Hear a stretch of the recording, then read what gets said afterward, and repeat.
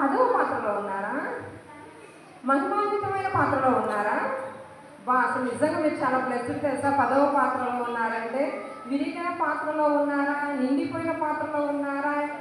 ఖాళీ పాత్రలో ఉన్నారా? ఉపయోగకరమైన పాత్రలో ఉన్నారా? సెల్ఫ్ చెక్ చేసుకున్నారా మీరు? అక్క వాళ్ళు డైలీ ఒక స్టోరీ చెప్తూనే ఉన్నారు కదా, చెప్తూనే ఉన్నారా? సో ఆ పాత్ర మన గురించేనా? మనమే కదా ఒక పాత్ర, మన శరీరం ఒక పాత్ర, అవునా? దేవుని ఆలయం మనమేనా ఒక పాత్ర? దేవునికి ఉపయోగపడే పాత్రైనా మనం? సో మనం ఏ పాత్రలో ఉన్నారో ఒకసారి చెక్ చేసుకున్నారా? సో ఈరోజు మనం చెప్పుకోకుండా టాపిక్ 10వ రోజు మహిమాన్వితమైన పాత్ర, ఓకేనా? సో ఈరోజు చెప్పుకున్న వాక్య భాగం వచ్చేసరికి మత్తయి సువార్త 25వ అధ్యాయం 1 నుంచి 3.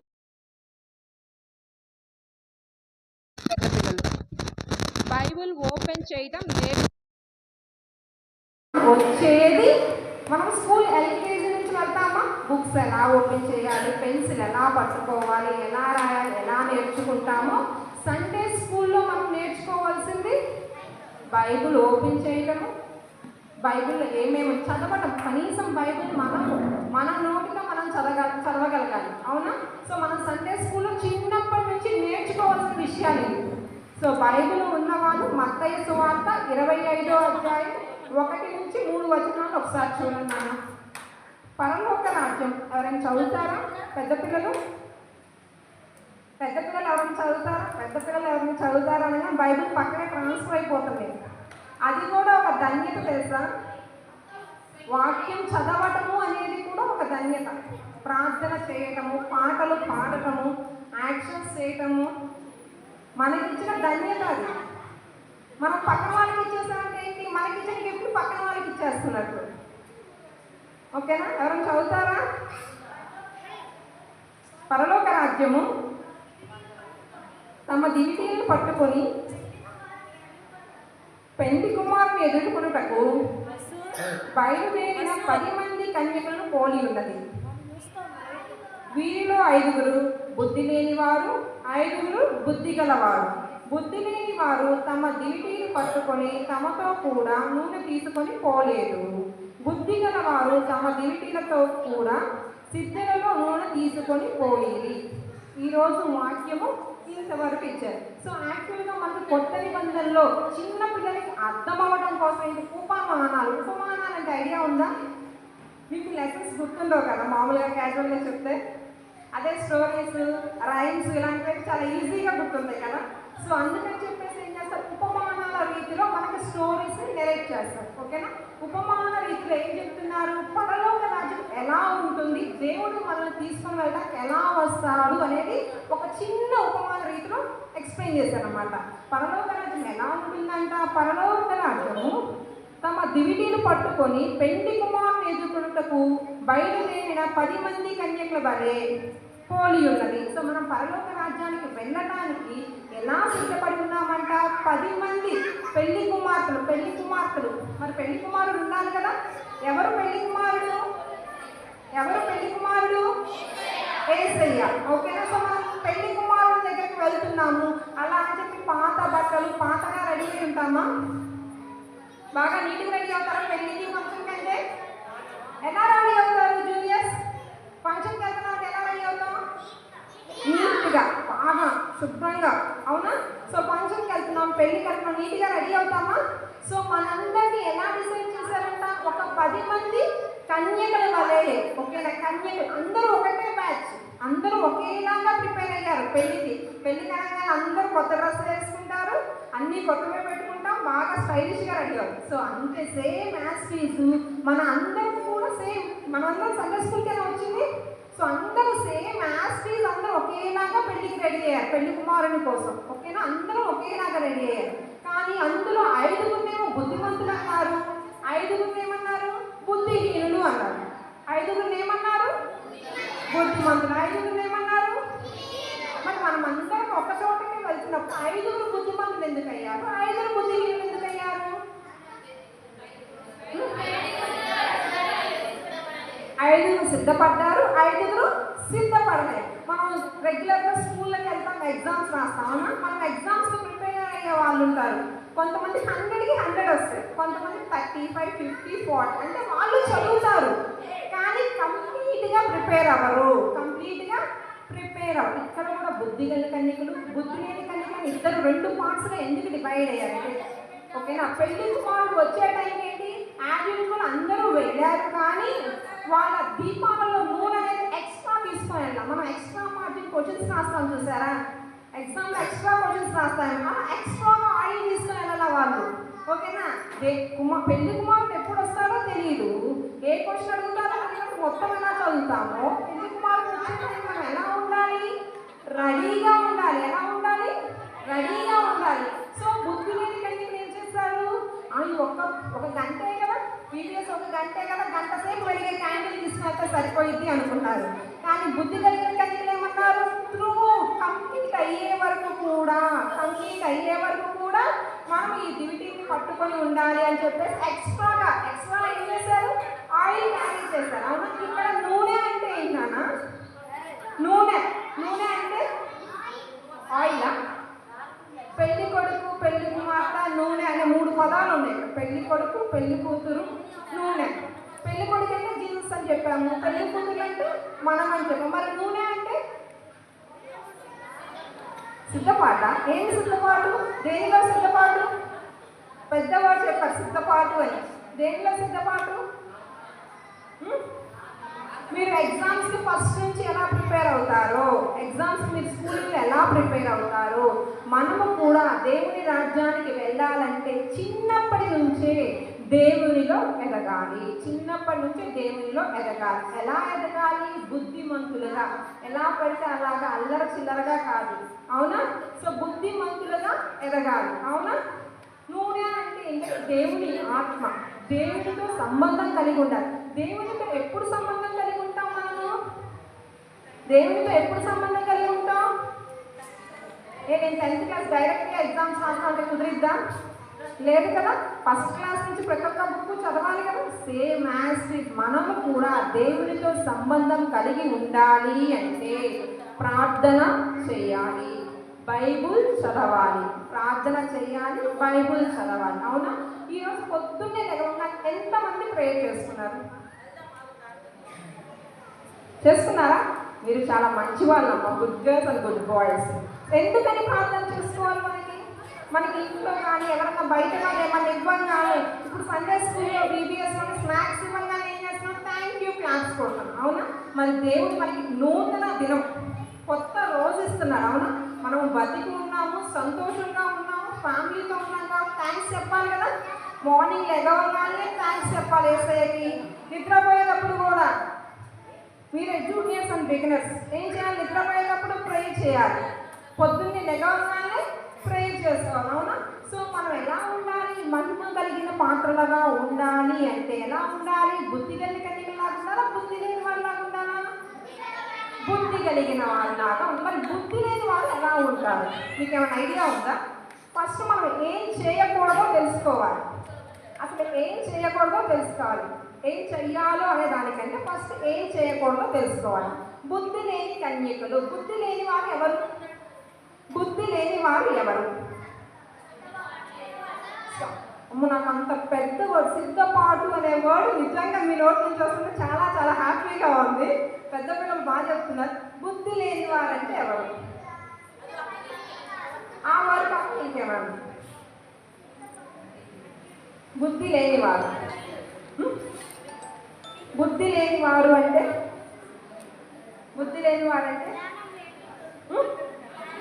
సరే, బుద్ధి లేని వారు అంటే ఎవరో ఒక్కసారి చూద్దామా.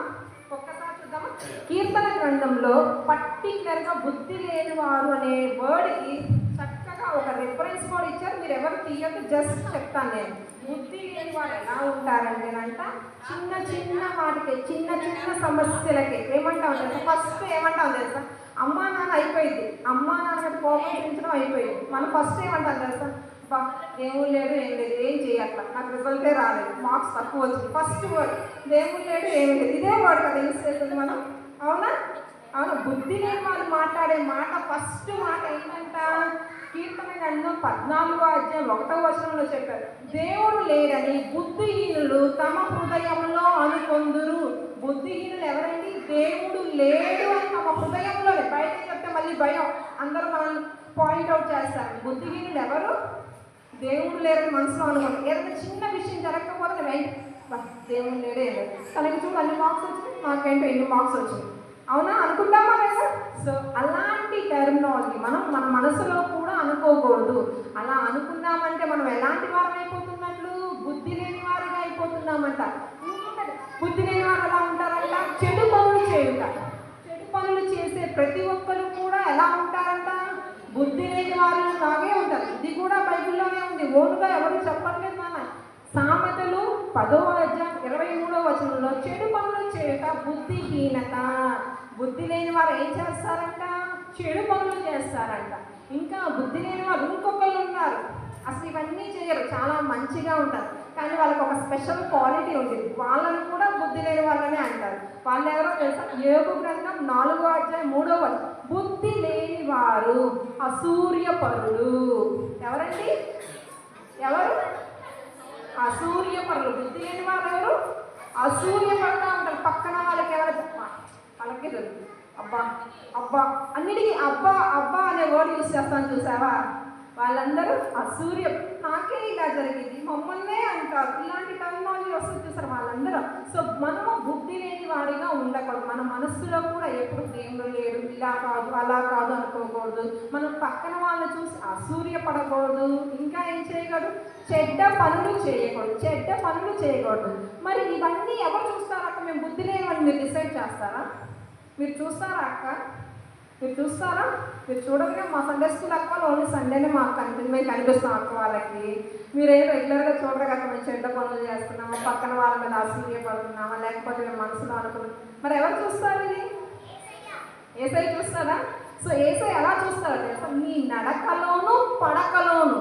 నువ్వు నిద్రపోయేటప్పుడు దేవుడు చూస్తాడు, నువ్వు నడిచేటప్పుడు కూడా దేవుడు చూస్తాడు. సో ఇంత ప్రతి ఒక్క విషయంలో దేవుడు చూస్తూ ఉన్నాడంటే కంపల్సరీగా మీరు బుద్ధి గలవారా బుద్ధి లేని వారని దేవుడు డిసైడ్ చేయగలరా? సో మీరు బుద్ధి గల వాళ్ళైతే దేవుడు ఏం చేస్తాడు? పెళ్లి కుమారుడిగా వచ్చి మిమ్మల్ని తీసుకొని వెళ్ళిపోతారు. మనం ఎప్పుడు ఎలా ఉండాలి? రెడీగా ఉండాలి. ఎలా వస్తాడు దేవుడు? నేను వస్తున్నా అని చెప్తారా? ఎలా వస్తాడు? సర్ప్రైజ్ ఏ గడియలో వస్తాడో తెలియదు దేవుడు, అవునా? సో మనం ఈ కథలో చెప్పుకున్నాం. ఎంతమంది కన్యకలు వచ్చారు? 10 మంది. అందరికీ సేమ్ క్వాలిఫికేషన్, 10 మందికి సేమ్ క్వాలిఫికేషన్. కానీ వాళ్ళు ఎలాంటి వేరు అయ్యారు? 5 బుద్ధి కలిగిన వారుగా, 5 బుద్ధి లేని వారు. బుద్ధి కలిగిన వారు అయ్యారా పరలోక రాజ్యానికి? బుద్ధి కలిగిన వారా? బుద్ధి కలిగిన. ఎందువల్ల? ఏమి ఉండడం వల్ల వాళ్ళు వెళ్ళారు? నూనె అంటే ఎవరు? దేవుని ఆత్మ. అంటే మనం అందరం ప్రతిరోజు సండే స్కూల్కి వస్తాం. ఇప్పుడు 10 రోజులు వచ్చాం, అందరం వచ్చాం కదా.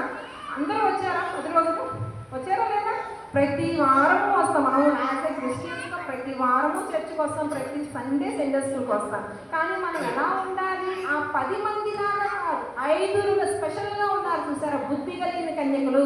సో దేవుని ఆత్మ, దేవునితో మనం నడవాలి, దేవునితో ఉన్నాము అని మనం ఎప్పుడైతే ఫీల్ అవుతామో అప్పుడే మనం 5 బుద్ధి కలిగిన కన్యకలాగా ఉండి పరలోక రాజ్యానికి అర్హులుగా అవుతాము.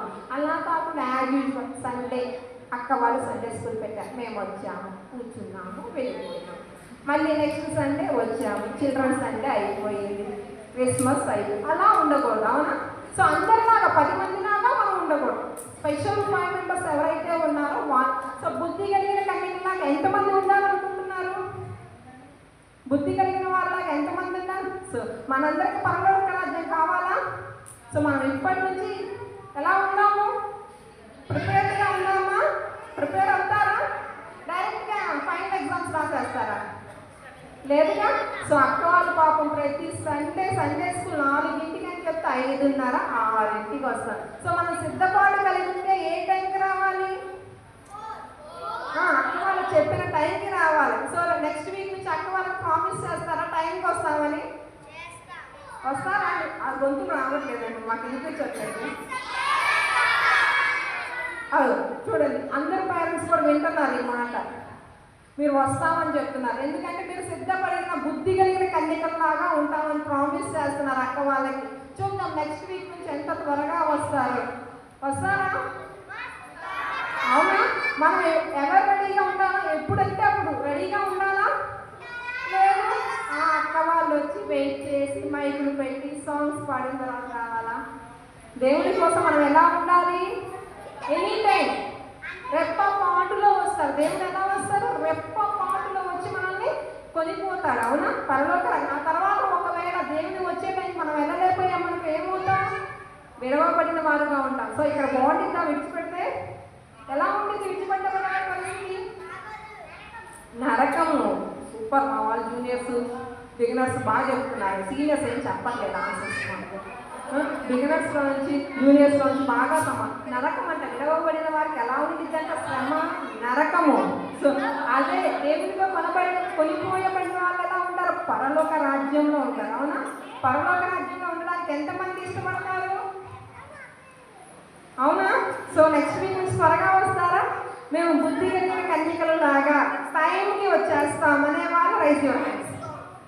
చూస్తానండి, మా అమ్మాయి కూడా ప్రాబ్లమ్స్ చేసింది. అసలు టైంకి వస్తారో లేదో నేను చూస్తాను రేపటి నుంచి. ఓకేనా? సో మనం ఎలా ఉండాలి? బుద్ధి కలిగిన కన్యకల లాగా ఉండాలి. సో ఈరోజు కంఠపవాక్యం ఒకసారి చెప్పున్నాను.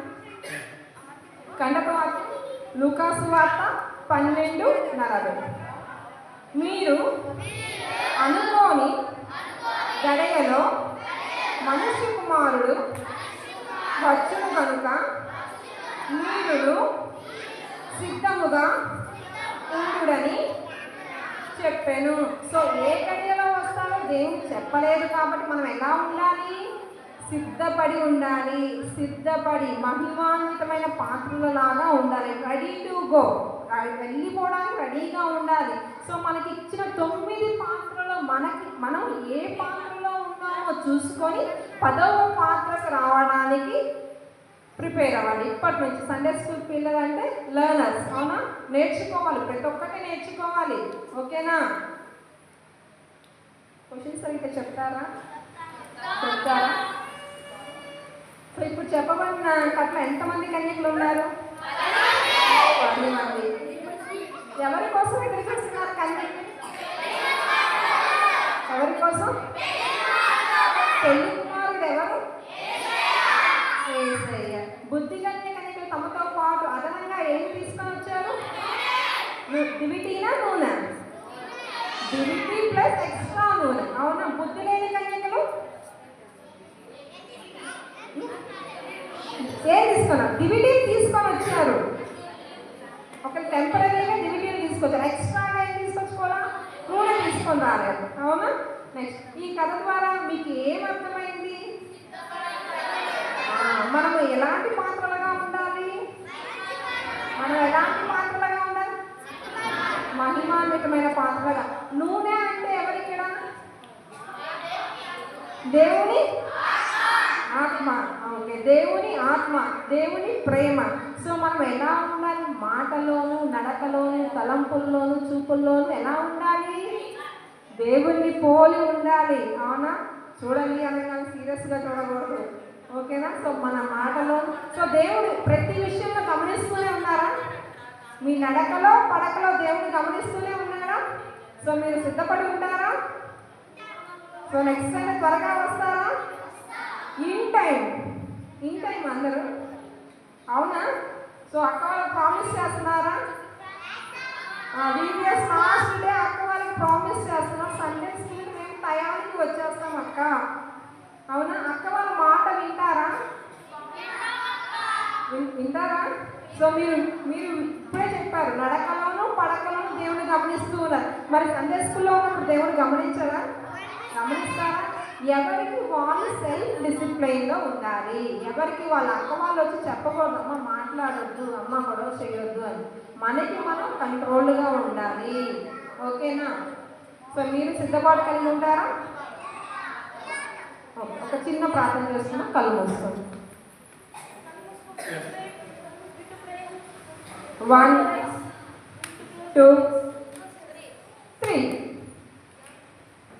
స్తుతులకు పాత్రగా స్తోత్రార్పుడా స్తోత్రం తండ్రి. మీకే వందనాలు స్తోత్రం తండ్రి. VBSలో 10వ రోజు తండ్రి మహిమాన్వితమైన పాత్ర అనే వాక్య భాగం ద్వారా తండ్రి మమ్మల్ని జ్ఞాపకం చేసుకున్నందుకు తండ్రి మీకే వందనాలు స్తోత్రం తండ్రి.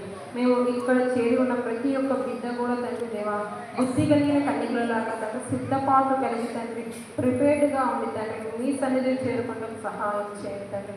అలాగే ఇక్కడ వచ్చి ఉన్న ప్రతి ఒక్క బిడ్డని కాపాడండి. విన్న వాక్యం తండ్రి వాళ్ళు గ్రహించుకునే మనసును తండ్రి దయచేయండి.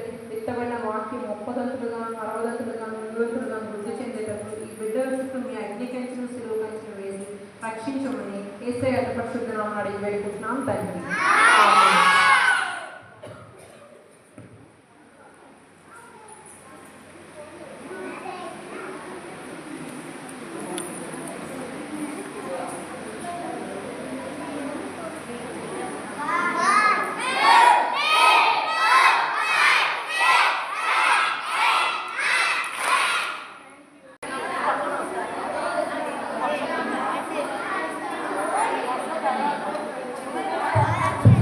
ఈరోజు మనకి స్నాక్స్ తెచ్చినట్టే జీవన్ పాల వల్ల మమ్మీ డాడీ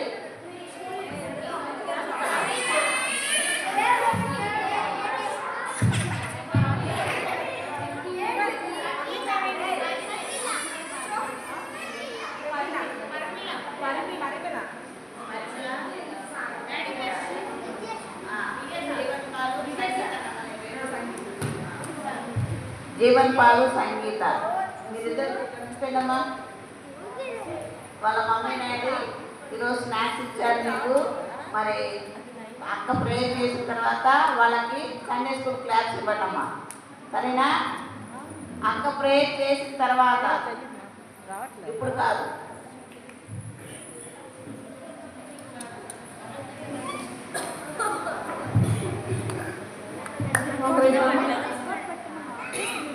ఒకరించారు అందరూ కళ్ళు మూసుకొని 1 2 3 ఒక కన్ను మూసి ఒక కన్ను తెచ్చేవాళ్ళు 2 కళ్ళు మూయాలన్నమాట. విజు 2 కళ్ళు మూసేయాలి, ఒక కన్ను మూసి ఒక కన్ను తెరవకూడదు. ఓకేనా? మహోన్నతుడా మహాపరిశుద్ధుడా మీకే వందనాలు స్తుతులు తండ్రి.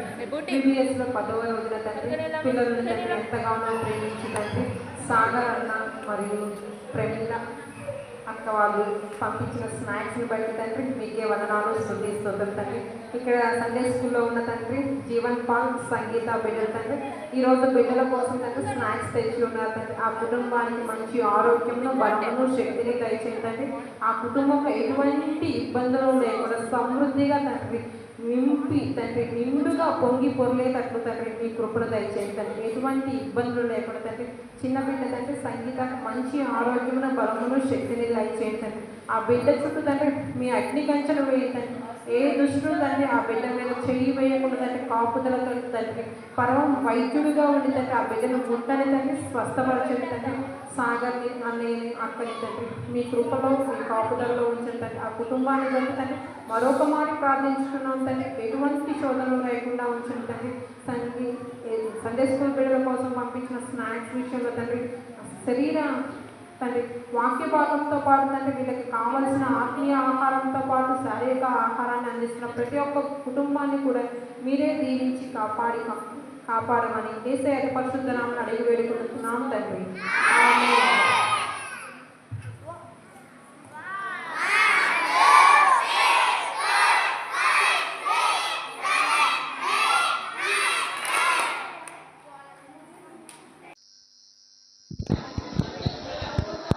అమ్మ ఎవరు మాట్లాడబాకండి, ఒక్క నిమిషం కళ్ళు మూసుకోండి.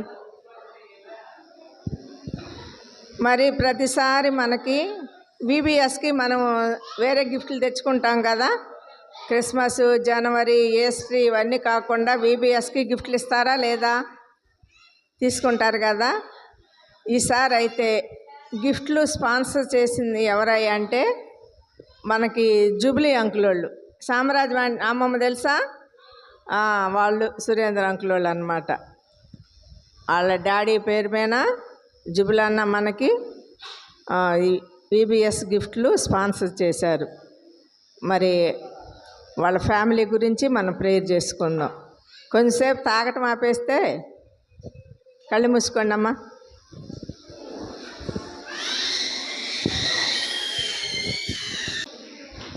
సర్వశక్తి మెక్కిలి కృపా కనికరం గల దేవా, నీ బంగారు పాదములకు వెళ్ళలేని స్తోత్రములు నా తండ్రి.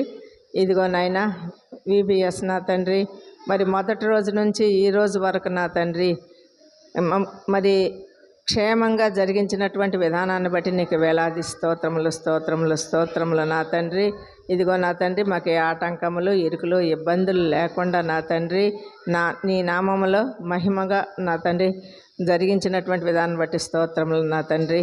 మరి అందరూ సహకరించి నా తండ్రి, మా టీచర్స్ కానీ నా తండ్రి, మరి పేరెంట్స్ కానీ, సంఘం కానీ నా తండ్రి,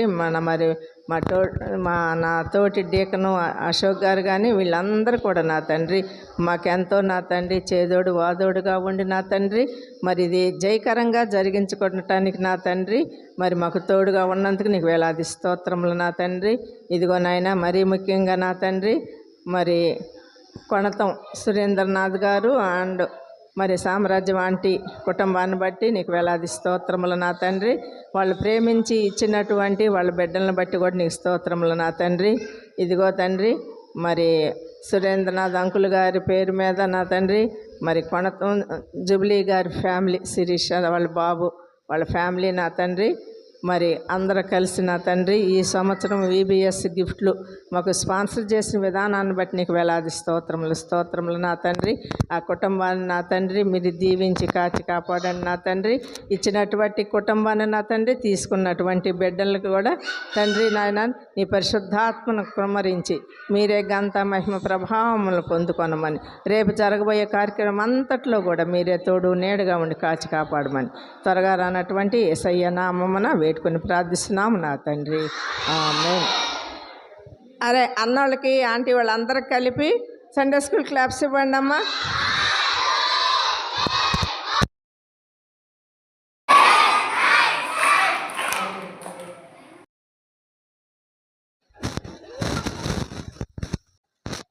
ఈరోజు లాస్ట్ డేకి స్నాక్స్ ఇంకొకరు కూడా స్నాక్స్ ఇచ్చారు మనకి.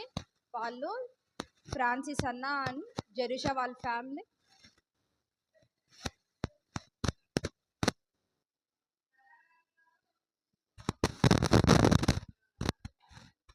హెరాల్డ్ అంకులను, కరుణ ఆంటీ, ఫ్రాన్సిస్, జెరూషా వీళ్ళందరూ కలిసి మన కోసం ఈరోజు ఎగ్ పఫ్స్ ఇచ్చారు స్నాక్స్ కింద డే 10th. సో వాళ్ళ కోసం థ్యాంక్స్ చెప్పండి. సండే స్కూల్ క్లాప్స్ కొట్టండి.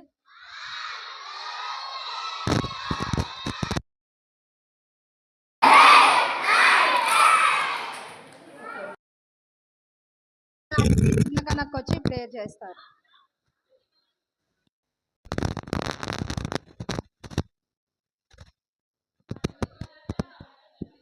ప్రార్థన చేసుకుందాము. అందరూ మోకరించండి. స్తోత్రం దయామయుడ కృపగల మా దేవ, మీ బంగారు పదములకు వెళ్ళని స్తుతులు స్తోత్రములు ప్రభా. అయా గడిచిన కాలం నుంచి ఈ రోజు వరకు విబిఎస్ దినములు ప్రభా ఇంత ఘనంగా ప్రభా అయా నీ నామమునకు ప్రభా మహిమార్థకరంగా జరిగించుకుంటున్నందుకు మీ కృతజ్ఞతాస్తుతులు స్తోత్రములు చెల్లించుచున్నాం ప్రభా. అయా ఈ లాస్ట్ దినమును ప్రభా అయా ఈ రోజున విబిఎస్లో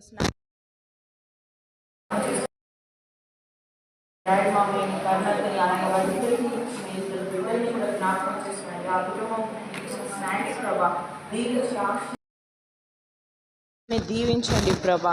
అయా వారికి ఇచ్చిన ఇద్దరు కుమార్తెను కుమారుడిని ఇద్దరిని కూడా ప్రభా అయా నీ కోట గుమ్మంలో ప్రభా నీ నామముకు మహిమార్థకంగా వారిద్దరిని వాడుకొనండి. వారిని అభివృద్ధి పరచండి ప్రభా, ఆశీర్వదించండి ప్రభా. అలాగే వారి ఇచ్చిన స్నాక్స్ కూడా ప్రభా విబిఎస్లో ప్రభా ప్రతి ఒక్క బిడ్డ ఆనందంగా స్వీకరించి ప్రభా ఆహ్లాదం పొందుటకు, మీ ఆశీర్వాదములు పొందుటకు ప్రతి ఒక్క బిడ్డకు కూడా మీ మేలులను అనుగ్రహించమని తిరిగి రాబో నజరేయుడైన యేసు నామమున అడిగి వేడుకొంచున్నాం తండ్రి, ఆమేన్.